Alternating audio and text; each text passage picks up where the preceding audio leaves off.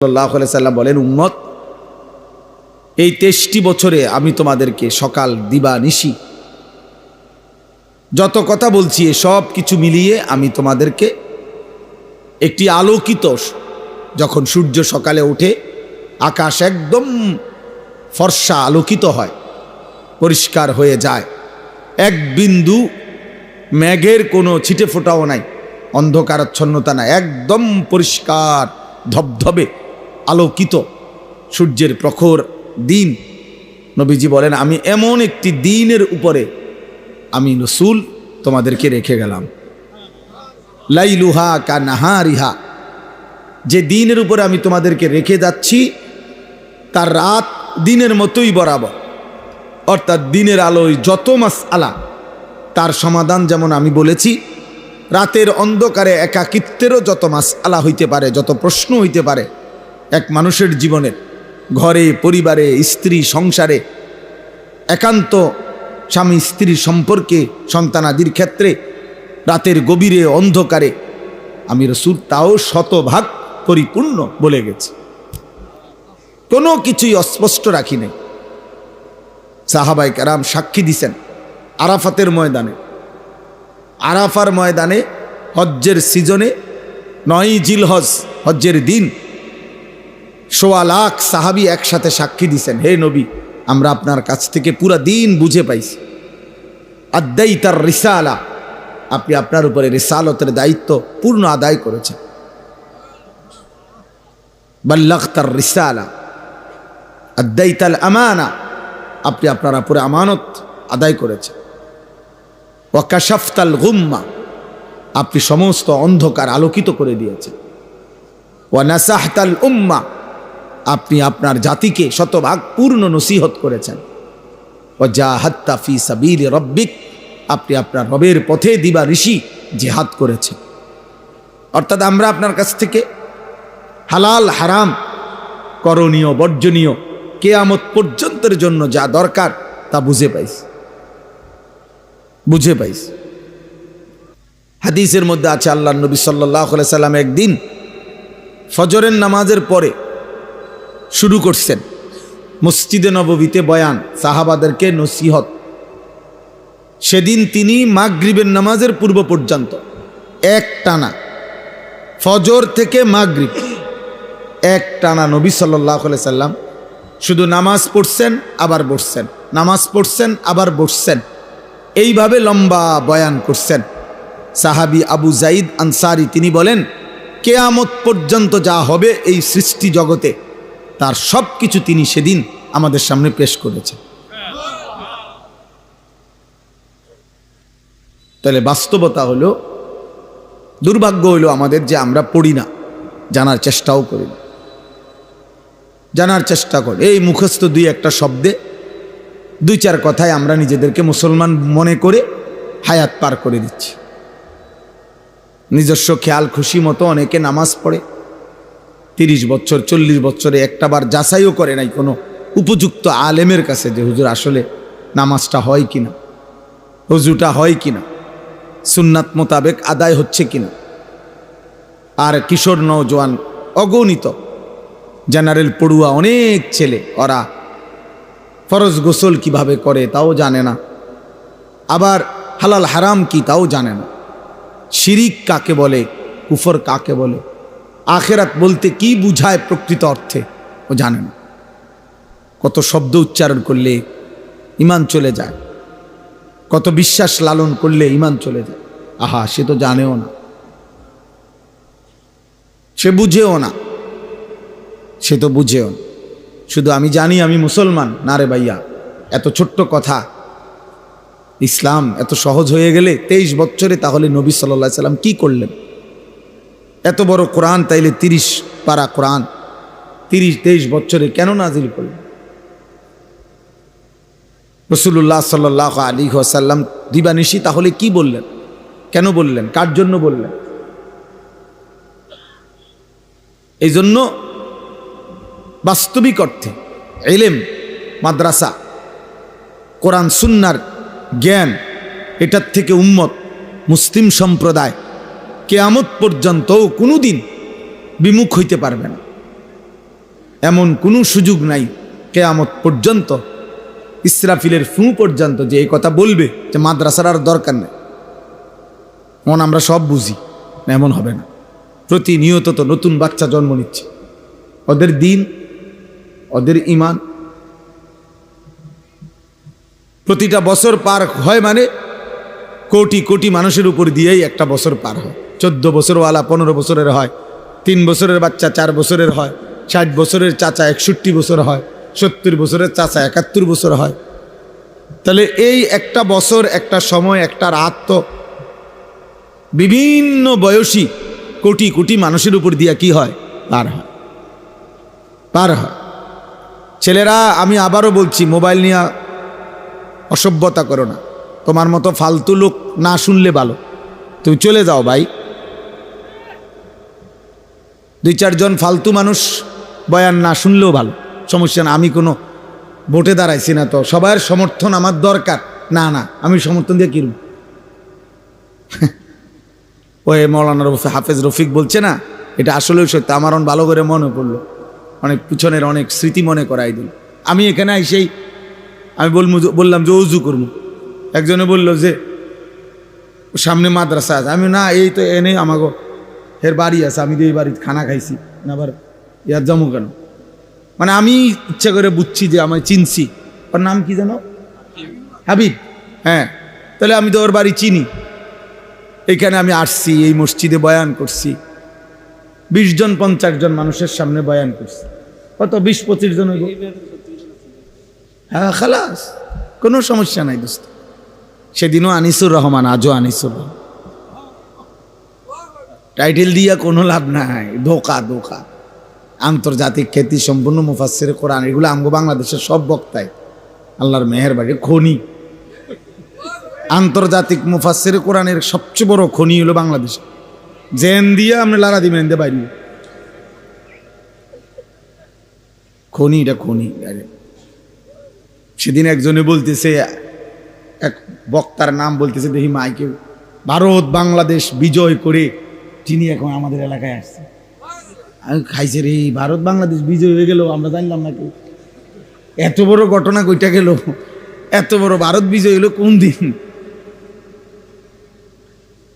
দোস্ত, এ কোনো কিছুই না।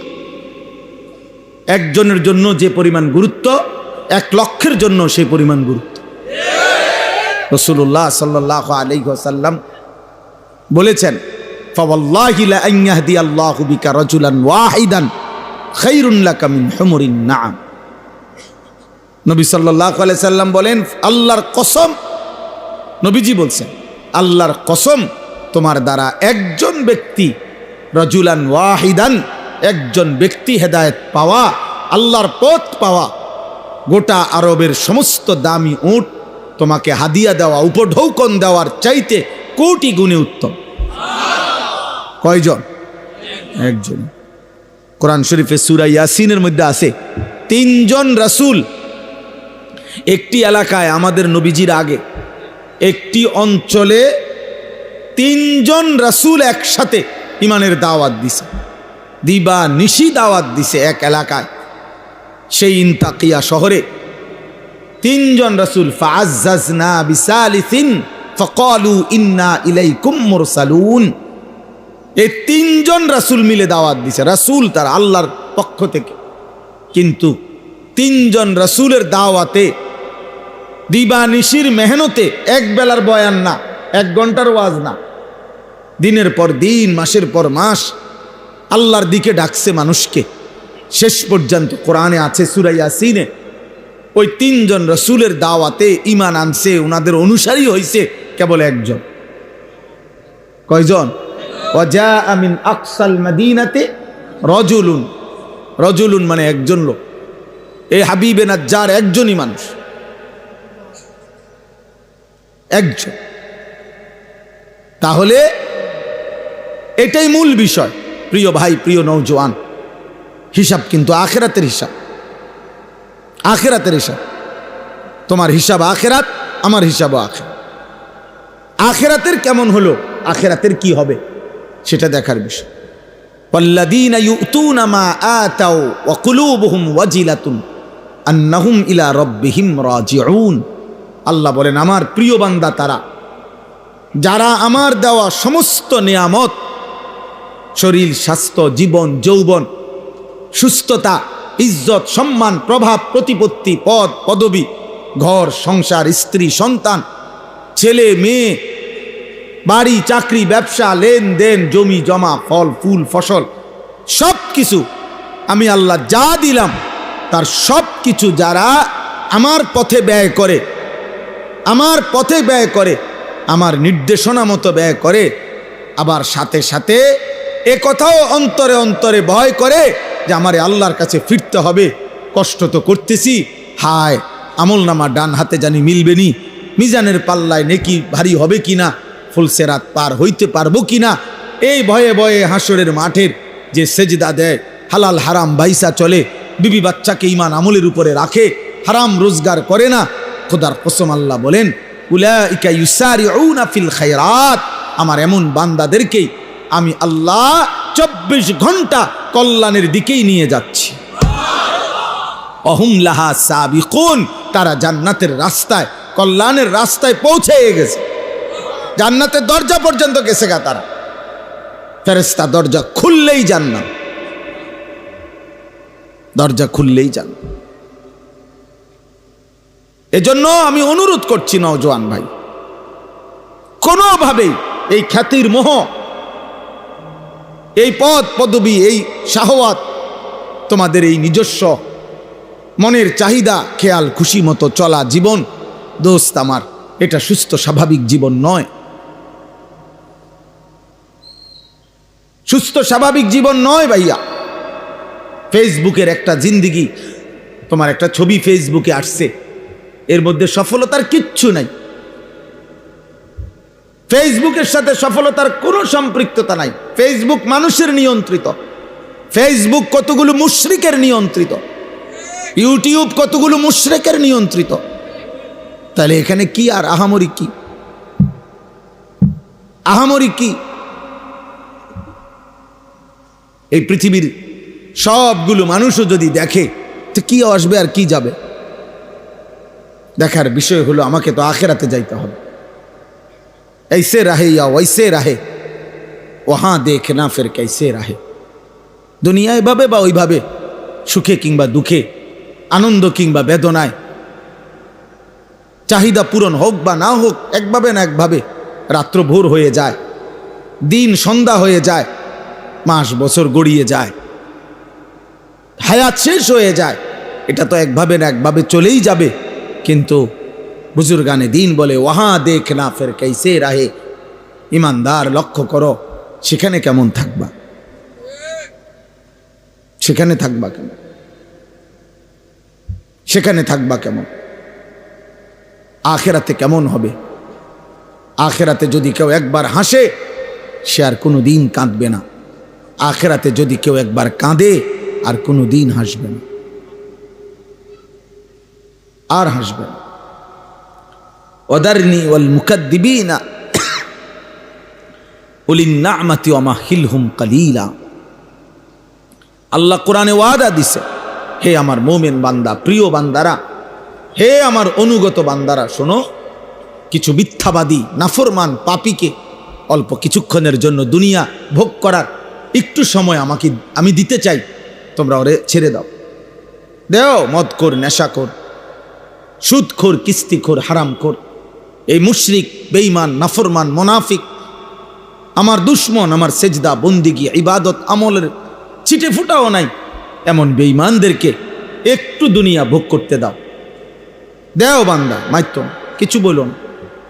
আল্লাহ আমাদের ইমানদারকে সান্ত্বনা দিস, ইমানদার শোনো, পরে আমি 50 বছর, 60 বছর অথবা 40-70 বছর, অল্প কয়দিনের একটা হায়াত, কিছু খাইতে পড়তে দেব, কিছু দুনিয়া ভোগ করতে দেব, কিন্তু আমি ওয়াদা দিচ্ছি মোমেন তোমার কাছে, চোখ বন্ধ হলে কবরে, এরপরে আর অনন্তকাল আর কোনোদিন নাফরমান বেঈমানকে এক ঢোক পানিও দেব না, আর এক লোকমা খাবারও দেব না। হ্যাঁ, আর মিলবে না, আর মিলবে না। লা ইউফাত্তারু আনহুম ওয়া হুম ফীহি মুবলিসুন। আল্লাহ বলছে জাহান্নামী জাহান্নামের আযাবের 1 সেকেন্ড কোনোদিন বিরতি মিলবে না, কোনোদিন তার মুখে হাসি ফুটবে না, হাসি ফুটবে না। তালফাহু ওয়ুজুহাহুমুন নার ওয়া হুম ফিহা কালিহুন। আল্লাহ বলছে জাহান্নামীকে প্রত্যেক মিনিটে মিনিটে আল্লাহ মাফ করে দেন। প্রতি মিনিট মিনিট কড়াই আর তেলের মধ্যে যেভাবে কই মাছ তেলাপিয়া মাছ এক এক পিঠ চাপ দিয়া দিয়া এরপরে ভাজি করে, আল্লাহ বলছে কোরআনে জাহান্নামীর গাল চামড়া এইভাবে ফেরেশতারা আগুনের মধ্যে চাপ দিয়া দিয়া পোড়াইতে থাকে। অহুম ফিহা কালিহুন, চেহারাটা বিভৎস কালো মলিন হয়েছে। আর আল্লাহ বলবেন আলাম তাকুন আয়াতি তুতলা আলাইকুম ফাকুনতুম বিহা তুকাজ্জিবুন। আল্লাহ বলবে নাফরমান বান্দা, আমার কোরআন, আমার বিধান, আমার কথা তোমার কাছে বারবার পৌঁছানো হয়েছিল। কত বক্তা কইল, একবার জোহরের পরে, একবার আসরের পরে, একবার মাগরিবের পরে, একবার এশার পরে, একবার শেষবারে, এভাবে বছরের পর বছর বলল। মসজিদের জুমায় কত ইমাম বয়ান করলো, কত আউলিয়া মাশায়েখ চোখের পানি ফেলে ফেললে তোমার কানে জাহান্নামের কথা পৌঁছাইছিল। ফাকুনতুম বিহা তুকাদ্দিবুন, তুমি প্রতিবার আমি আল্লাহর কথাকে, আমার আজানের ধ্বনিকে, আখিরাতকে মিথ্যা মনে করেছি,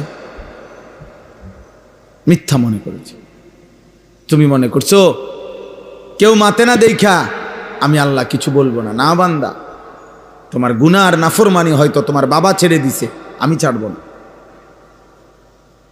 তোমার অসভ্যতার নষ্টামি, নোংরামি, চরিত্রহীনতা, লাম্পট্য, বেহায়াপনা, নারী ছবি, অস্থির দৃশ্য, গান বাদ্য, গায়িকা নর্তকী, মোবাইলের অশ্লীল ছবি আর রাস্তার ভিন নারী, তোমার এই রং তামাশার এই ফুর্তির জিন্দিগি, আল্লাহ বলেন হতে পারে তোমার মা শেষ পর্যন্ত কিছু আর বলে নাই, বাবা বলে নাই, এই পৃথিবীর সবাই ছেড়ে দিছে, আল্লাহ বলছে কসম বান্দা আমি ছাড়ব না।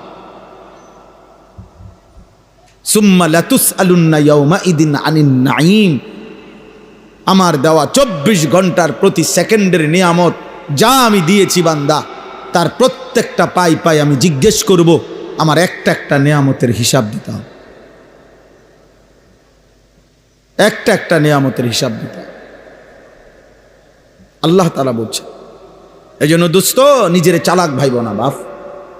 কোনো মিথ্যাবাদী, কোনো পাপী, কোনো চরিত্রহীন, কোনো লম্পট, কোনো বেনামাজি, কোনো বেহায়া, কোনো হারাম উপার্জনকারী, সুদ ঘুষ কিস্তি অবৈধ রোজগারকারী, ওজনে কম দেন, ধোকা দেন, প্রতারণা করেন, আপনি কখনোই চালাক ভাববেন না। লোকে আপনাকে মানুষ বলে না, বরং আপনার পাপের নামে আপনাকে চেনে। হ্যাঁ, আপনি বোঝেন না আর কি। আপনি সুদ খান, মানুষ আর আপনার মানুষ সামনে পারুক অথবা পিছনে হইল আপনার সুদ খোরেই বলে, আপনার সুদ খোরে বলে। যেই নাফরমান নেশা করে তোমারে আর কেউ মানুষ বলে না, তোমাকে মানুষ নেশাখোর বলে, মদখোর বলে, গাঁজাখোর, ফুট্টাখোর, বাবাখোর, ইয়াবাখোর, হারামখোর, হারামখোর, হারামখোর বলে। তোরে আর মানুষ বদনসিব আর কোনোদিন তোকে ভদ্র নামে ডাকে না, তোর কপালে আর ইজ্জতের কোনো শব্দ জোটে না, নিজের কপাল নিজে পুড়ে দিলা। হ্যাঁ, বেবিচারী বলে, জেনাকার বলে, নারীর পিছনে পিছনে ঘোরে, উলঙ্গ ছবি দেখে দেখে ঘোরে। পৃথিবী বোঝে না মনে করছো? সবাই বোঝে বাপ। তুমি যেমন ভাত খাও, আমরাও তো ভাতই খাই। হ্যাঁ, তামাশা ভাইব না। গুনাহ, অসভ্যতা আর অশ্লীলতার পরেও যারা হাসে, মনে রাখবা তোমার ব্রেনের সমস্যা, তুমি প্রতিবন্ধী, তোমার মানসিক সমস্যা। তোমার বিবেক হয়তো মরে গেছে অনেক আগে, তুমি জানো না। তোমার দিল অন্ধকার হয়ে পাথর হয়ে গেছে, হয়তো তুমি জানো না। তোমার কলিজা উল্টে গেছে। আল্লাহর নবী বলছে কিছু নাফরমান পাপী, এটা দোস্ত বারবার এটা ভাবা উচিত। প্রিয় ভাই, ভাবা উচিত, একবার হলেও ভাবা উচিত। আল্লাহ নবী সাল্লাল্লাহু আলাইহি ওয়াসাল্লাম বলেন, কিছু মানুষ গুনাহ করতে করতে তার অন্তর উল্টানো কলসির মতো হয়ে যায়। যে কলস উল্টাইয়া ফেলে এবং উল্টা পিঠে আলকাত্রা লাগায় ফেলছে, এবার আর ওই উল্টা পিঠে এক ফোঁটা পানিও আর জমে না। আল্লাহ নবী বলেন, এ নাফরমান পাপ করতে করতে তার অন্তর এভাবে উল্টানো কলসির মতো হয়ে যায়, যার কারণে একটা পর্যায়ে গুনাহ এত পরিমাণ জমে গেছে দিলে, নাফরমানি এত পরিমাণ জমছে, নামাজ না পড়তে পড়তে, হালাল না খাইতে খাইতে বছরের পর বছর চলে গেছে। একটা বছর পার হয়ে গেছে, 365 দিন কোনো দিন 5 ওয়াক্ত নামাজ পড়ে নাই, কোনো দিন ফজরের নামাজ পড়ে নাই। বছরের পর বছর প্রতিদিন ব্যবসা করতেছে, প্রত্যেক দিন ওজনে কম দেয়, প্রত্যেক দিন মিথ্যা বলে, প্রত্যেক দিন কাস্টমারকে ঠকায়, প্রতিনিয়ত সুদের লেনদেন করছে, স্ত্রী প্রতিদিন বেপর্দা, ঘরে প্রতিদিন টেলিভিশন চলছে। আল্লাহ নবী বলেন, একদিন দিল যদি উল্টে যায়, আল্লাহ যদি দিলটা উল্টায়া ফেলে উল্টা কলসির মতো, তো লা ইয়ারিফু মারুফান ওয়ালা ইউনকিরু মুনকারান, ওই নাফরমান আর কোনোদিন নেক কাজকে নেক হিসাবে চিনবে না, গুনার কাজকে গুনাই মনে করবে না।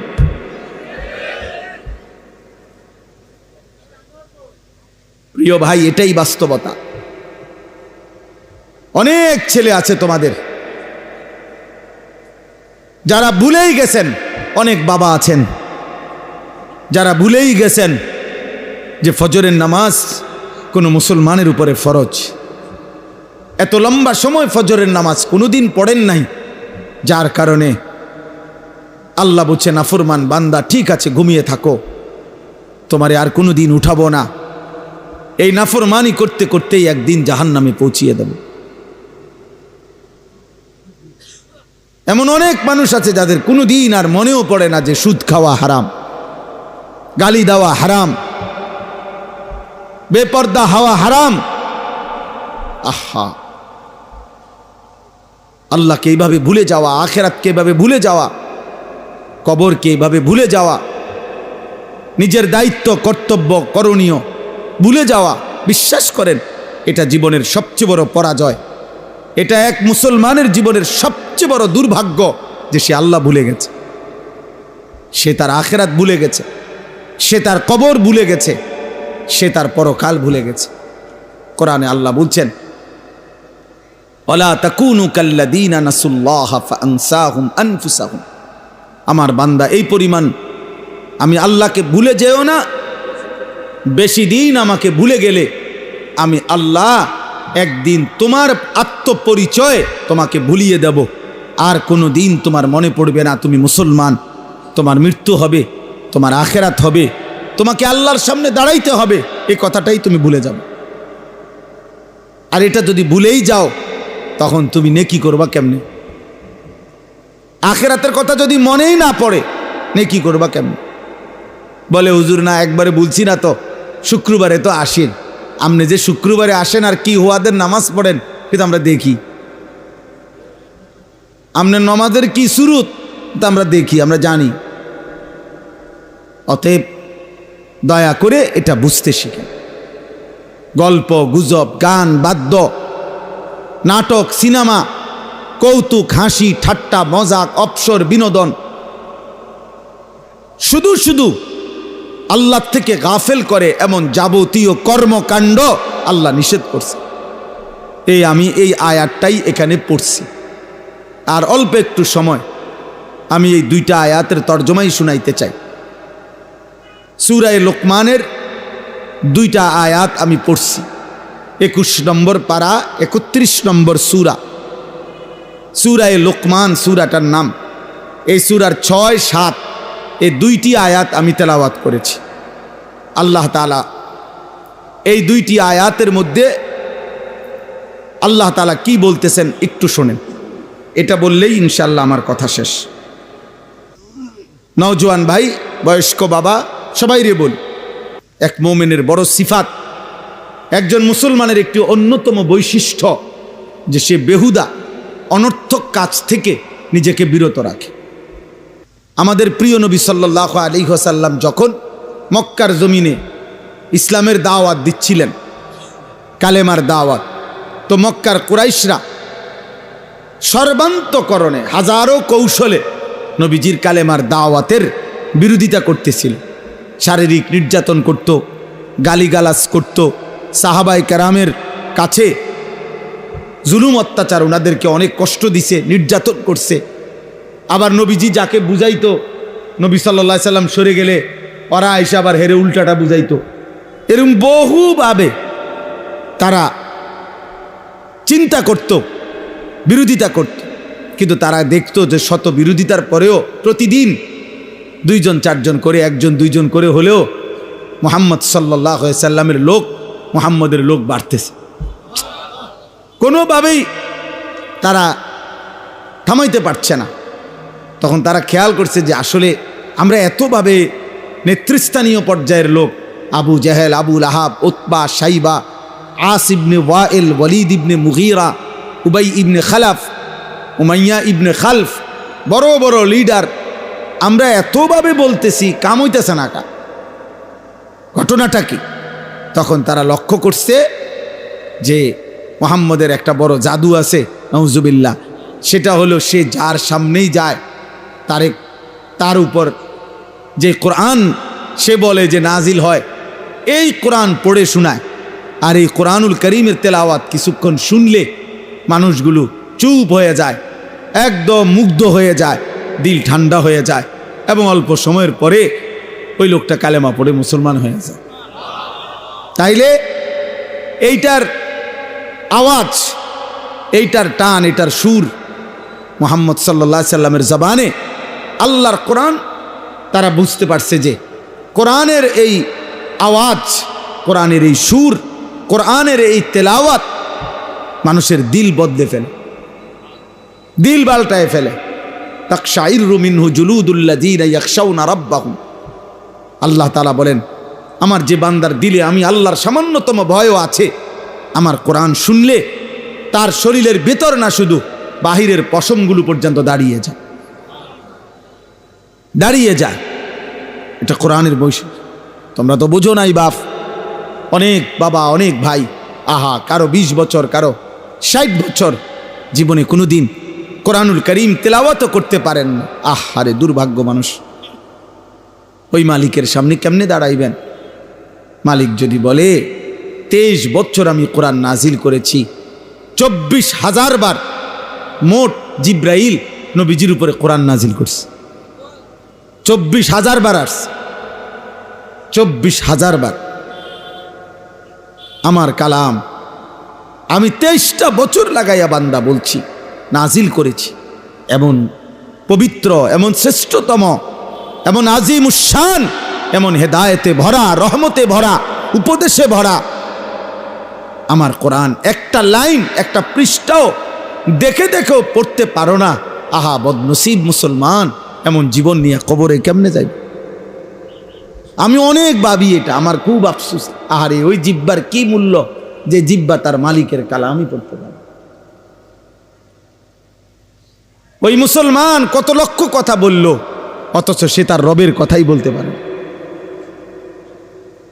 যে তারে জিব্বা দিলেন, যে তারে জবান দিলেন, যে তাকে ঠোঁট দিলেন, যে তাকে প্রতিনিয়ত কথা বলার যোগ্যতা দিচ্ছেন, আর রহমান আল্লামাল কোরআন খালাকাল ইনসান আল্লামাহুল বায়ান। আল্লাহ বলছেন, আমি তো মানুষ সৃষ্টি করেছি, আমি তো তার ভাব, তার হৃদয়ের ভাষা, তার হৃদয়ের কথা বুঝে বলার মতো শতভাগ যোগ্যতা আমি আল্লাহই দিয়েছি, আমি দিয়েছি। আলাম নাজআল লাহু আইনাইন ওয়া লিসানান ওয়া শাফাতাইন।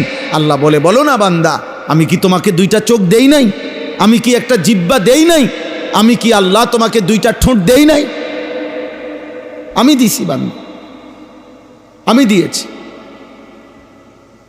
মুসলমানের যে মেয়েরা মাদ্রাসায়, এই আয়েশা সিদ্দিকা মহিলা মাদ্রাসা,